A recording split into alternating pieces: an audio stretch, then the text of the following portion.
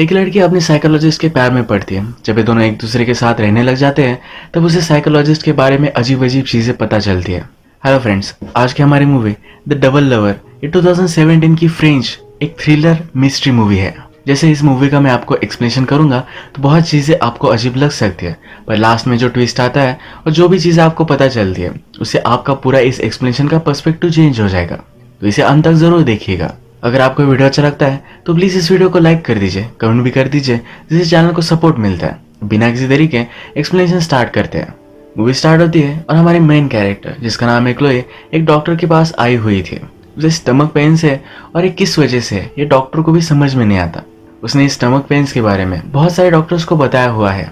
ये डॉक्टर अब उसे कहती है कि तुम्हारा साइकोलॉजिकल प्रॉब्लम होगा, तुम्हें किसी साइकेट्रिस्ट के पास जाना चाहिए। उसके बाद क्लोए एज पर डॉक्टर सजेशन लुइस के पास जाने वाली है।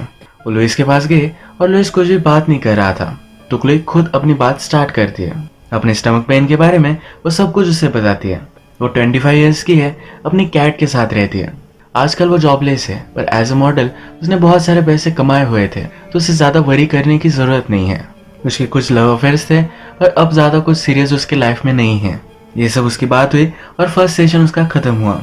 नेक्स्ट सेशन में क्लोए अपने ड्रीम के बारे में बता रही थी। उसमें वो कहती है कि मेरे ड्रीम में तुम मुझे दिखे थे। उसमें वो प्रेग्नेंट थी और उसका स्टमक बहुत ही हर्ट कर रहा था। उसने इमेजिन किया था कि वो लुइस के साथ इंटीमेट हो रही है। अगले सेशन में बात करती है कि जब मैं छोटी थी तो मैं खुद कितनी ब्यूटीफुल हो ये दिखाना मुझे अच्छा लगता था। तो अपनी ब्यूटी सबको दिखाना चाहती थी, पर उसे कोई टच करे उसे कभी भी अच्छा नहीं लगा। वो विश करती है कि उसकी कोई सिस्टर होती जो इस वर्ल्ड से उसे प्रोटेक्ट करती। अगले सेशन में कहती है कि उसकी मदर ने कभी भी उससे प्यार नहीं किया। क्लोए एक मिस्टेक थी। क्लोए के फादर का नाम भी उसकी मदर को पता नहीं है। क्लोए हमेशा अपने ग्रैंडफादर और ग्रैंडमदर के साथ ही रही थी। इन दोनों ने मिलकर अब फिगर आउट कर लिया है। क्लोए को नहीं लगता कि उसकी मदर उसे प्यार करती है, इसी वजह से उसे स्टमक पेन्स आते हैं। अब थोड़े दिन गुजर जाते हैं और क्लोए को एक आर्ट गैलरी में जॉब मिल जाता है। इस जॉब में वो खुश है और उसके स्टमक पेन्स भी अब गायब हो चुके हैं। वो लुइस को थैंक यू कहती है। नेक्स्ट टाइम जब वे मिलते हैं तो लुइस उसे कहता है कि अब मैं तुम्हारा ट्रीटमेंट नहीं कर सकता। लुइस को क्लोए के प्रति कुछ फीलिंग्स आना स्टार्ट हो गया है। इस फीलिंग्स की वजह से उसकी ट्रीटमेंट उसे करना ये सही नहीं लगता। लुइस उसे कहता है किसी और को मैं तुम्हें रेफर करूंगा। क्लोए उसके फिर पास आई और इन दोनों ने एक दूसरे को किस कर लिया। इसके बाद और भी टाइम गुजर चुका है। क्लोए अब अपने नए घर में शिफ्ट हो रही है और वो भी लुइस के साथ। अब ये दोनों एक लिव इन रिलेशनशिप में हैं। घर में जब वो शिफ्ट कर रही थी तभी उसके एक नेबर उसे मिलती है जिसका नाम है रोजे। क्लोए के पास एक कैट थी जो रोजे को पसंद आती है। रोजे कहती है मेरे पास भी एक कैट हुआ करती थी। उसकी कैट की डेथ के बाद उसने कभी भी दूसरी कैट अडॉप्ट नहीं की। घर में सब सामान शिफ्ट करते हुए क्लोए ने लुइस के बैग में कुछ देखा। उसके पासपोर्ट पर अलग सा नाम लिखा हुआ था। इसके बारे में डिनर पर वो लुइस से पूछती है।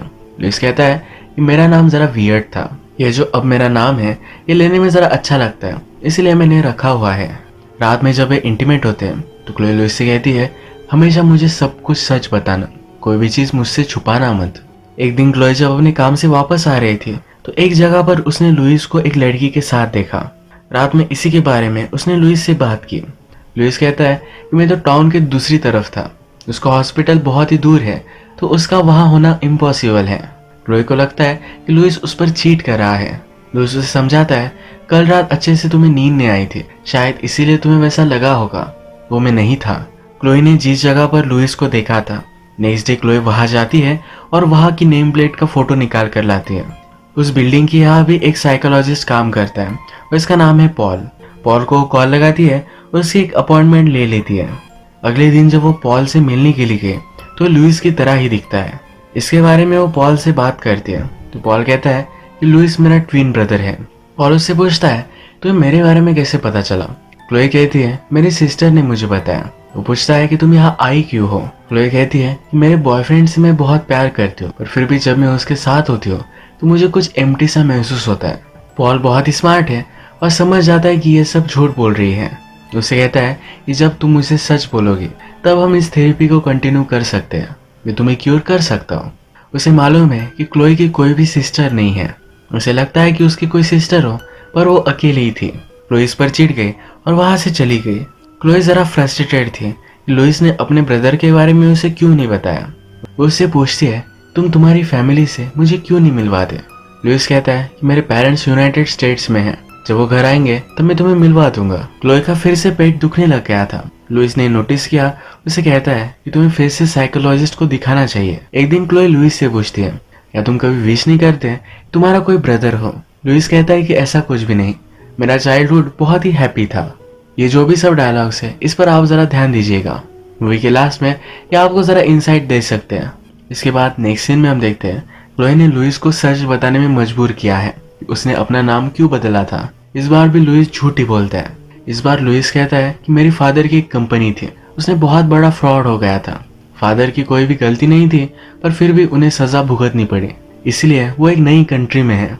लुइस अगर अपने पेरेंट्स का ही नाम रखता तो उससे प्रॉब्लम आता, इसलिए अपना नाम उसने चेंज कर लिया। इसके बाद नेक्स्ट सीन में हम देखते हैं कि क्लोए रोज को अपनी कैट देकर जाती है।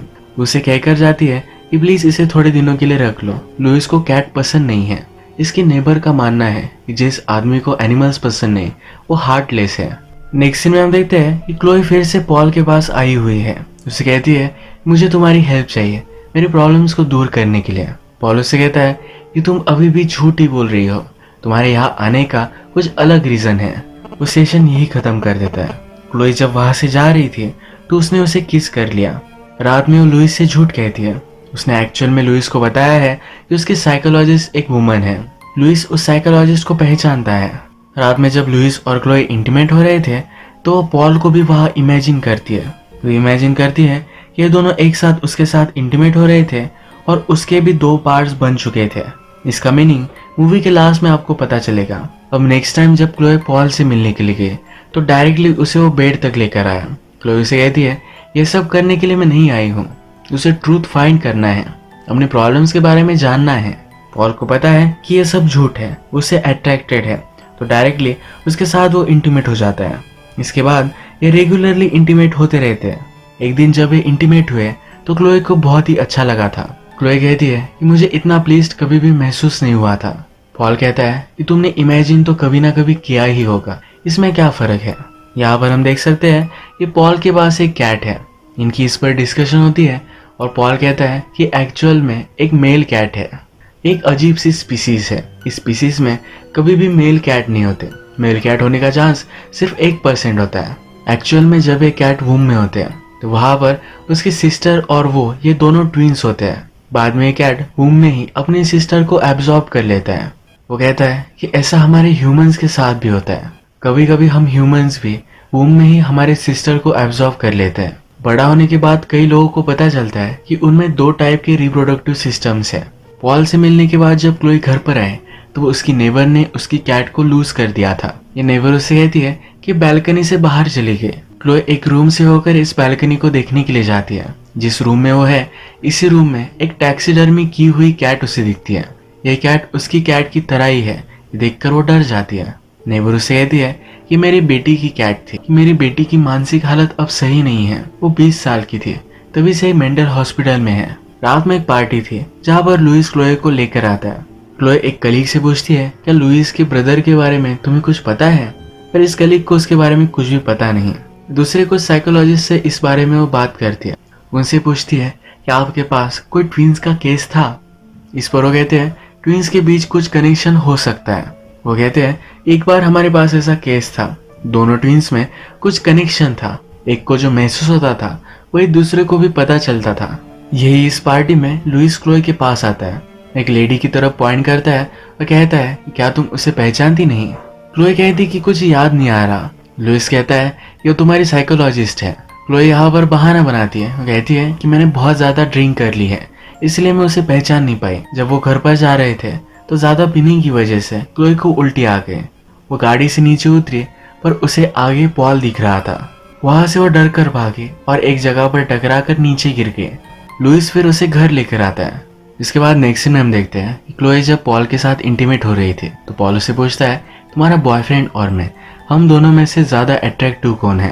क्लोए कहती है कि मैं डिसाइड नहीं कर पाती, जब मैं तुम्हारे साथ होती हूँ तो उसके बारे में सोचती हूँ और जब उसके साथ तो तुम्हारे बारे में।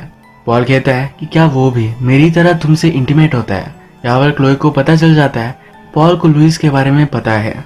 वो कहता है कि मेरी तरह मेरा ब्रदर कभी भी तुम्हें क्यूर नहीं कर पाएगा। वो अब क्लोए को सिर्फ अपने लिए चाहता है। वो कहता है कि लुइस हमेशा बहुत ही घटिया ब्रदर था। वो चाहता था कि मैं कभी भी उसकी लाइफ में ना हो। उसने अब वे अचीव कर लिया है।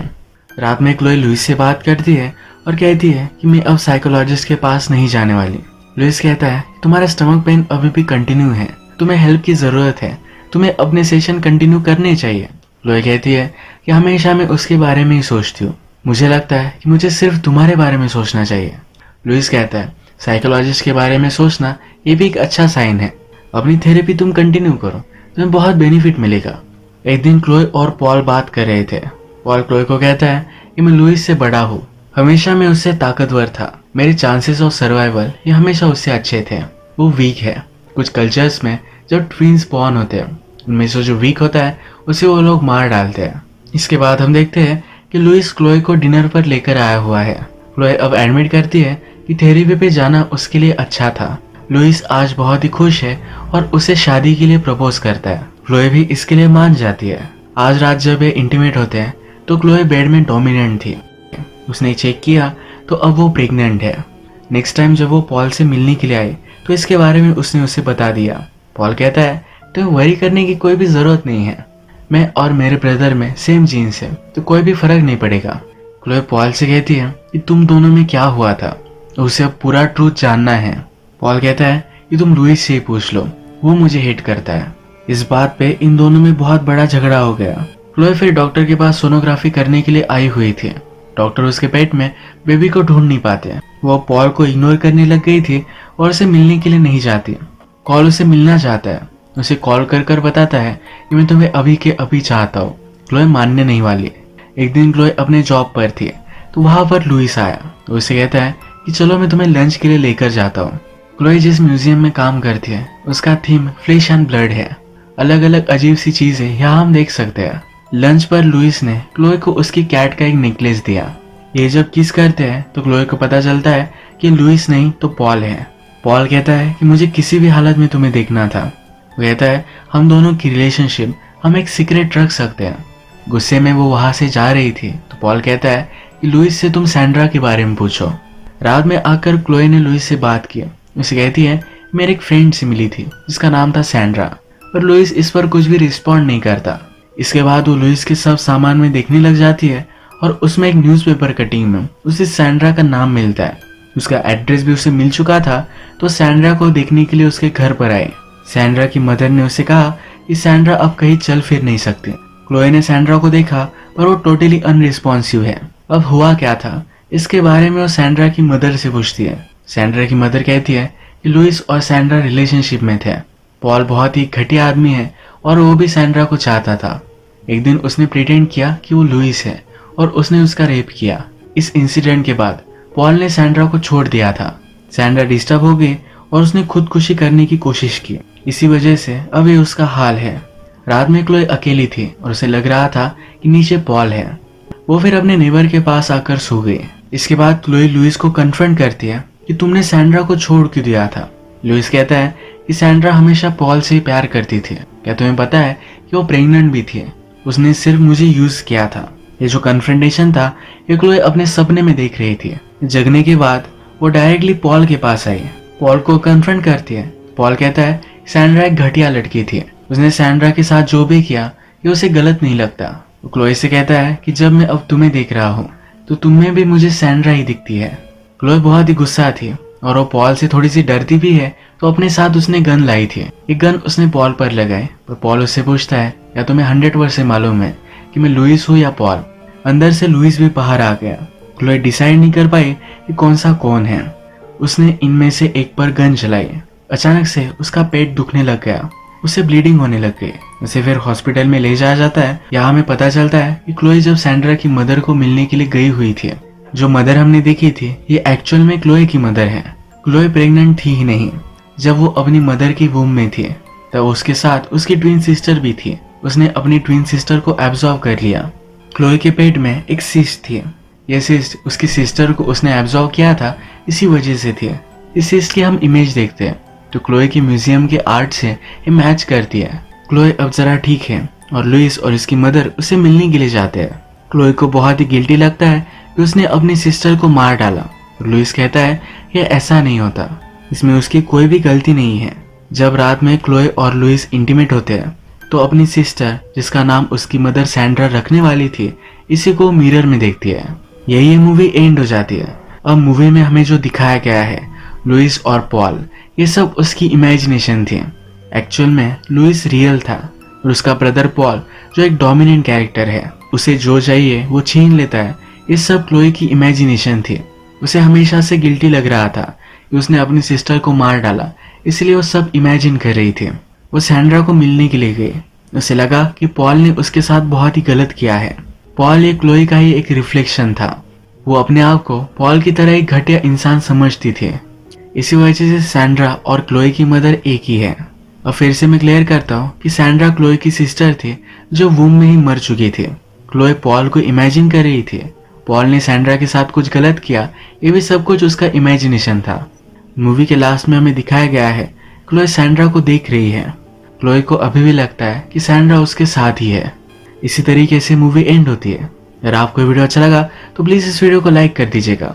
मैं बहुत सारी मूवीज़ लेकर आता रहता हूँ, तो प्लीज़ इस चैनल को सब्सक्राइब कर दीजिए और बेल नोटिफिकेशन आइकन दबाना मत भूलिएगा। हम फिर से मिलेंगे और एक नई मूवी के साथ। तब तक के लिए थैंक यू और आप अपने आप का ख्याल रखिए।